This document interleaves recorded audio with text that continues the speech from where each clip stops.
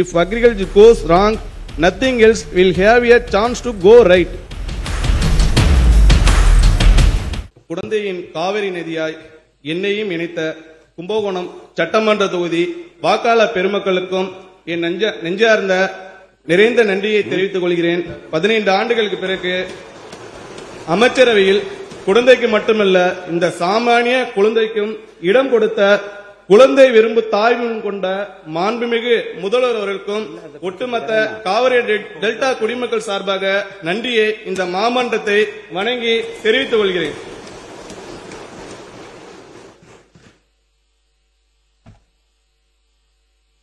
தமிழ்நாட்டின் நெற்களஞ்சியமான தஞ்சையில் பிறந்து காவிரியின் மடியில் தவழ்ந்து வயலோடும் வாய்க்காலோடும் விளையாடி பசி என்றால் அன்னை பரிமாறியது உண்டு வாழ்ந்த என்னை அந்த உணவை அளித்த விவசாயிகளுக்கு உறுதுணையாக இருக்குமாறு பணித்து வேளாண்மை உழவு நலத்துறையின் அமைச்சராக பெரும் பொறுப்பில் அமர்த்திய மாண்புமிகு முதலமைச்சர் அவர்களுக்கு என் மனமார்ந்த நன்றியை காணிக்கையாக்கி வெற்றி விவசாயிகளை கொண்ட வெற்றி தமிழ்நாட்டினை உருவாக்கும் முதல் முயற்சியாக என்னுடைய முதல் வேளாண்மை நிதிநிலை அறிக்கையினை இம்மாவட்டத்தின் முன் அளிப்பதில் பெருமகிழ்ச்சி அடைகிறேன்.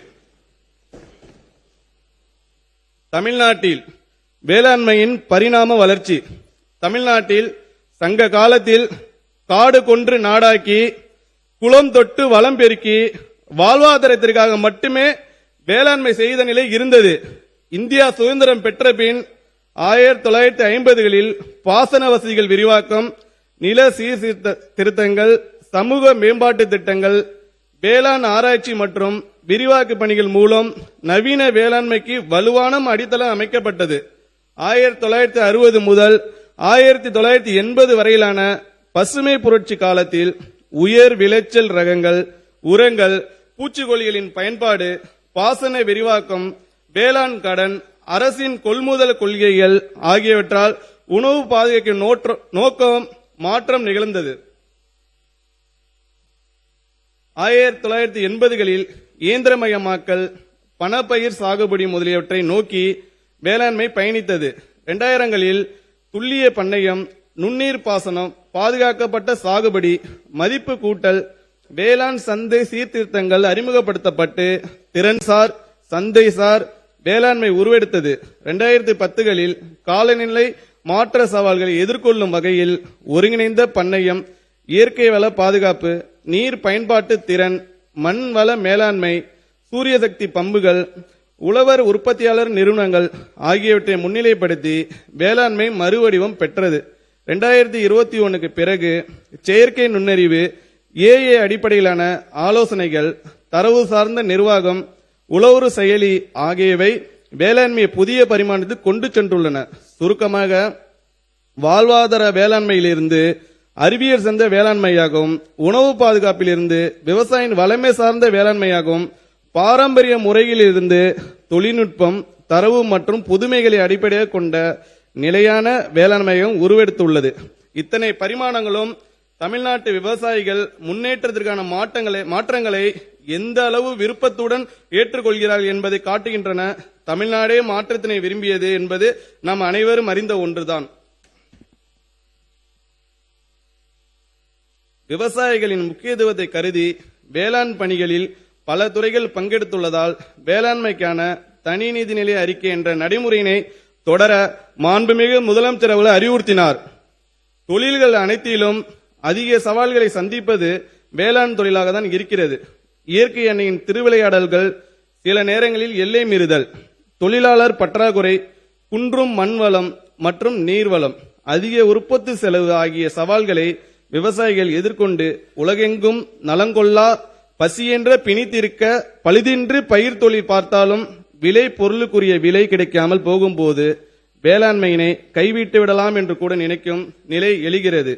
எனவேதான் வேளாண்மையும் உழவர் நலனையும் ஒரு சேர காப்பதில் உறுதி கொண்டுள்ளது இந்த அரசு. அதனை சொற்களாக மட்டும் சொல்லாமல் செயலாக உணர்த்தவே விவசாயிகள் வெற்றி பெற்றாலன்றி வெற்றி தமிழகத்தை நாம் காண முடியாது என்ற மாண்புமிகு முதலமைச்சர் அவரின் அறிவுரைக்கு ஏற்ப சேலம், தஞ்சாவூர், வேலூர், திருநெல்வேலி, சென்னை ஆகிய இடங்களில் நானும் அமைச்சர் பெருமக்களும் சட்டமன்ற நாடாளுமன்ற உறுப்பினர்களும் துறை சார்ந்த அலுவலர்களும் சென்று சுற்று வட்டாரத்தில் இருக்கிற மாவட்டங்களின் உழவர்கள், உழவர் சங்க பிரதிநிதிகள், வேளாண் வணிகர்கள், தொழில் முனைவோர், ஏற்றுமதியாளர் முதலியோரை அழைத்து பேசி அவர்கள் கருத்துகள், கோரிக்கைகள் இடமளிக்கும் வகையில் இந்த வேளாண் நிதிநிலை அறிக்கை தயாரிக்கப்பட்டுள்ளது என்பதை இம்மாமன்றத்தில் குறிப்பிட விரும்புகிறேன். ஒரு அரசு வல்லரசு ஆவதற்கு முன் விவசாயிகளுக்கான அரசாக மாற வேண்டும் என்ற நமது முதலமைச்சர் அவர்களின் கொள்கையினை அடித்தளமாக கொண்டு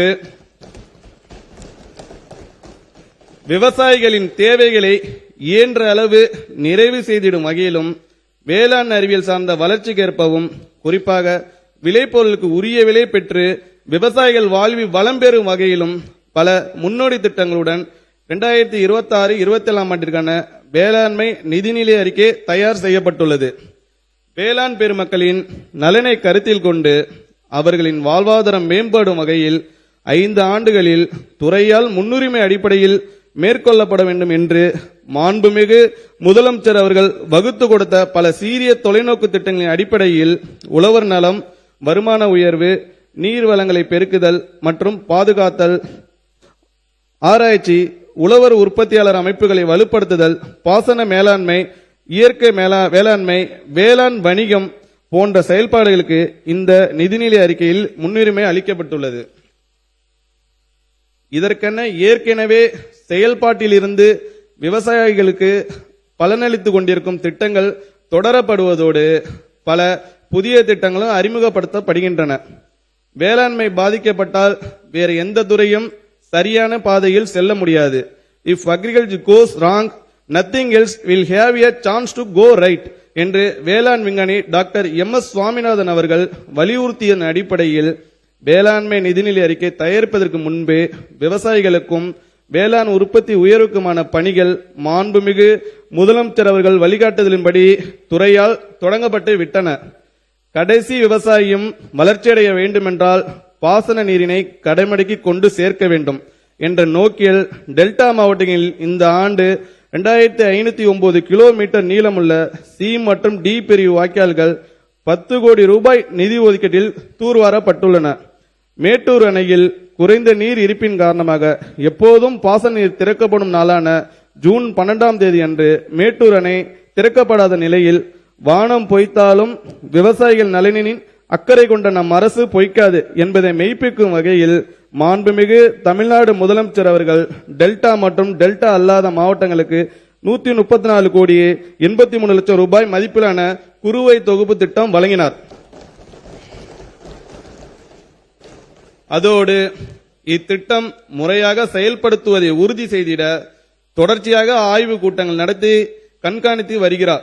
இதனால் இதுவரை 8,26,000 ஏக்கர் பரப்பளவில் குறுவை சாகுபடி மேற்கொள்ளப்பட்டுள்ளது. வேளாண்மை நடைபெறும் நிலம் 100% பயிர் காப்பீட்டில் கொண்டு வரப்படும் என்ற அரசின் தொலைநோக்கு திட்டத்தின்படி 2026-27 ஆண்டில் பிரதம மந்திரி பயிர் காப்பீட்டு திட்டத்தை 38 மாவட்டங்களில் உள்ளடக்கிய 14 தொகுப்புகளில் குறுவை, சம்பா மற்றும் குளிர்கால பருவங்களில் அறிவிக்கை செய்யப்பட்ட பயிர்களை செயல்படுத்த 648 கோடியே 55 லட்சம் ரூபாய் மாநில நிதியிலிருந்து ஒதுக்கீடு செய்யப்பட்டுள்ளது. இதனால் 15 லட்சம் விவசாயிகள் பயனடைவதுடன் 36 லட்சம் ஏக்கர் சாகுபடி பரப்பு காப்பீடு செய்யப்படும். மேலும் விருப்பத்தின் பேரில் பதிவு செய்யும் அனைத்து விவசாயிகளையும் இத்திட்டத்தில் இணைப்பதற்கான நடவடிக்கைகள் மேற்கொள்ளப்பட்டு அதற்கு தேவையான கூடுதல் நிதி ஒதுக்கீடும் செய்யப்படும்.